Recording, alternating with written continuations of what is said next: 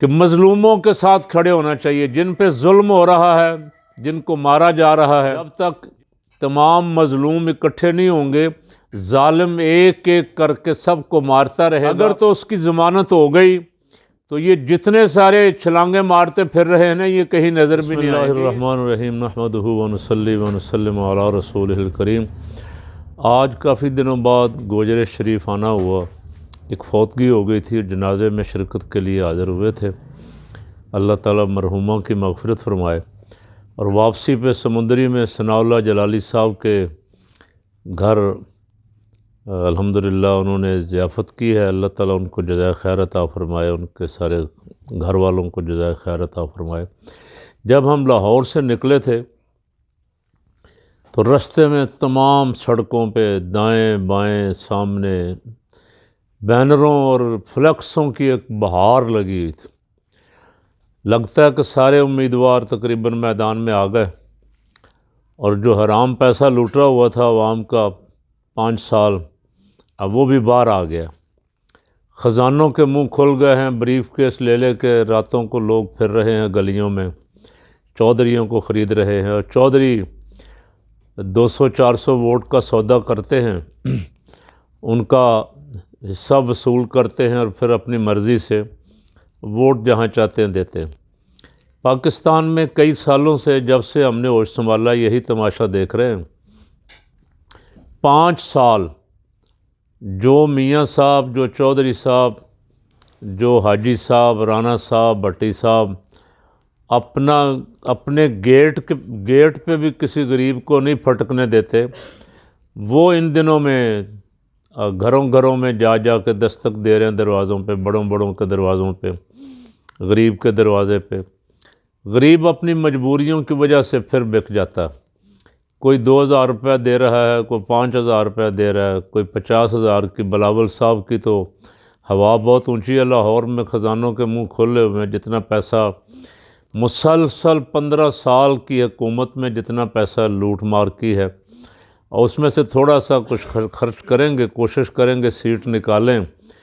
کیونکہ پچھلی دفعہ اسی حلقے سے ضمنی الیکشن میں چودھری اسلم گل صاحب نے بڑی محنت کی تھی، ہمارے دوست ہیں، وہ پیپل پارٹی کی طرف سے 30,000 ووٹ لے گئے تھے۔ تو پیپل پارٹی کو کچھ امید ہوئی کہ اس حلقے میں ہمارا ووٹ بینک ہے، تو بلاول صاحب کو لا کے اسی حلقے میں کھڑا کر دیا۔ حالانکہ بھٹو صاحب، ذوالفقار علی بھٹو مرحوم 70 میں اور 77 میں ہمارے گلبرگ والے حلقے سے کھڑے تھے، اور یہ حلقہ دھرمپورہ غازی آباد تک جاتا تھا، ادھر سے ٹاؤن شپ تک بھی آتا تھا۔ ٹاؤن شپ کا علاقہ ان کے حلقے میں شامل ہے۔ تو میں نے پہلے بھی کئی دفعہ روز عرض کرتا ہوں، کوئی نہ کوئی آخر میں 2-4 جملے عرض کرتا ہوں کہ اپنا ووٹ نہ بیچیں خدا کے لیے، یہ بہت قیمتی ہے، اور حکم مبارک ہے ان اللہ یأمرکم ان تؤدوا الامانات الی اہلہا۔ اللہ رب العالمین تمہیں حکم فرماتا ہے کہ امانتیں ان کے اہل کے سپرد کر دو۔ تو اہل ووٹ جو ہے امانت ہے، ہم امانت کے امین ہیں۔ ہماری ڈیوٹی ہے، ذمہ داری ہے، فریضہ ہے کہ ہم دیکھیں ان میں سے کون سا امیدوار جو ہے وہ معیار شریعت پہ پورا اترتا ہے، یہ اس ووٹ کا حقدار ہے یا نہیں ہے۔ اس کا پیسہ، اس کی گاڑیاں، اس کی ٹھاٹھ باٹھ اور آنا جانا، اور اس کی بڑی بڑی کوٹھیاں اور محلات نہ دیکھیں، ان سے عوام کو تو کوئی فائدہ نہیں۔ ان سے صاحب وہ سارا کچھ صاحب کے لیے ہے، اور صاحب جتنا خرچ کریں گے الیکشن میں، اب وہ نکال لیں گے پہلے مہینے میں، حکومت میں جاتے ہی وہ کمیشن لے کے مختلف ٹھیکوں سے وہ اپنا پیسہ پورا کر لیں گے۔ عوام 5 سال پھر دھکے کھائے گی، 5 سال مہنگائی میں پسے گی، بلوں کی وجہ سے روئے گی کہ گیس کا بل زیادہ آ گیا، بجلی کا بل زیادہ آ گیا، دینے کے قابل نہیں۔ تو اب جب ووٹ بیچنے کی باری ہے، ووٹ دینے کی باری ہے، تو اب ووٹ 1,000-2,000 روپیہ بریانی کی پلیٹ پہ بیچ دیا تو پھر پچھتاوا ہی ہے۔ پھر ان کا تو IMF کے ساتھ معاہدے ہیں، IMF کے معاہدوں کی وجہ سے وہ روز دوسرے تیسرے ہفتے 4 روپے 5 روپے پر یونٹ بجلی مہنگی کر رہے، اور وہی بل جو کبھی 10-12 ہزار کا آتا تھا، اب وہ 70,000 کا آ رہا ہے مسجدوں کے بل۔ پچھلی 2-3 مہینوں میں 2.5 لاکھ 3 لاکھ روپیہ مسجد کا بل آتا رہا، مدرسے کا بل بھی 1.25-2 لاکھ روپیہ۔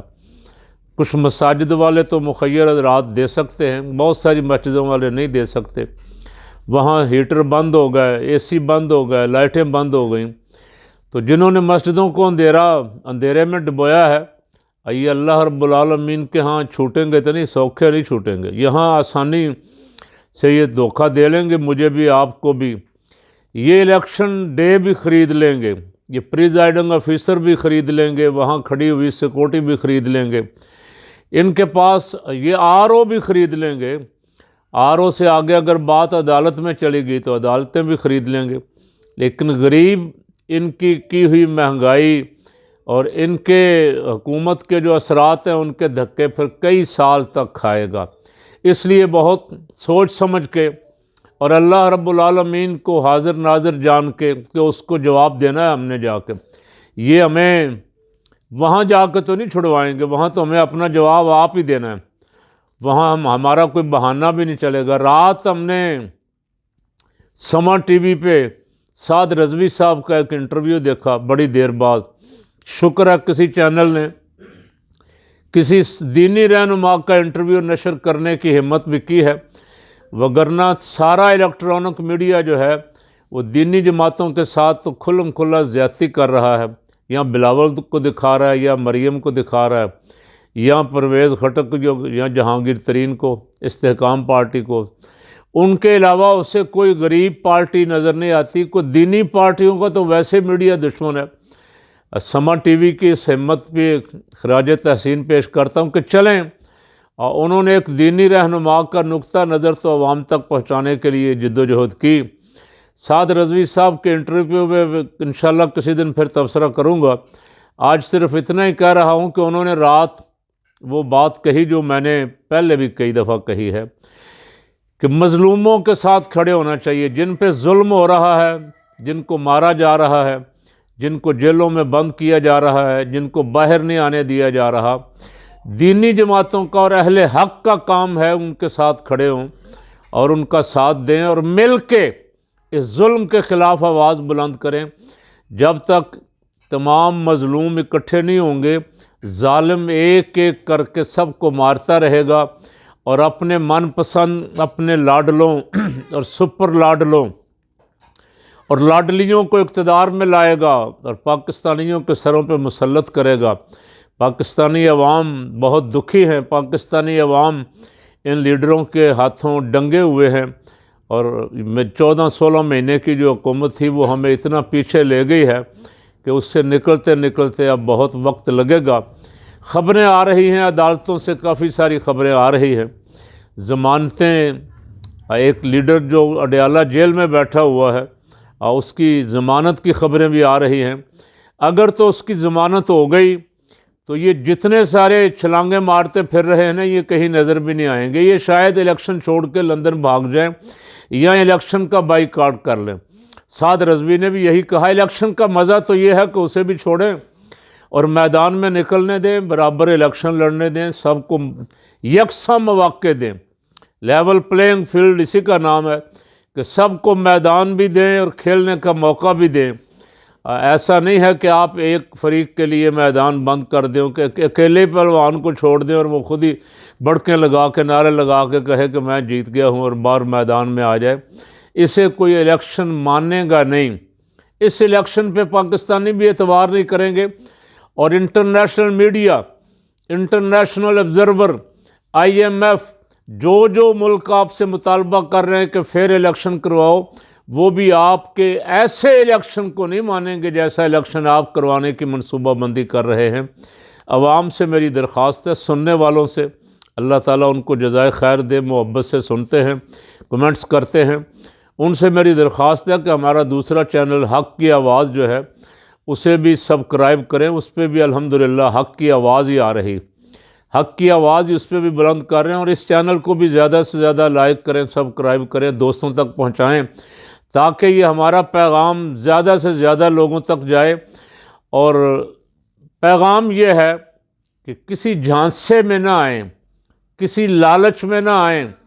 کسی خوف کا شکار نہ ہوں، صرف خدا رسول کے لیے ووٹ دیں اور نظام مصطفیٰ صلی اللہ علیہ وسلم کے نفاذ کے لیے ووٹ دیں۔ وہ ہمارا فریضہ ہے۔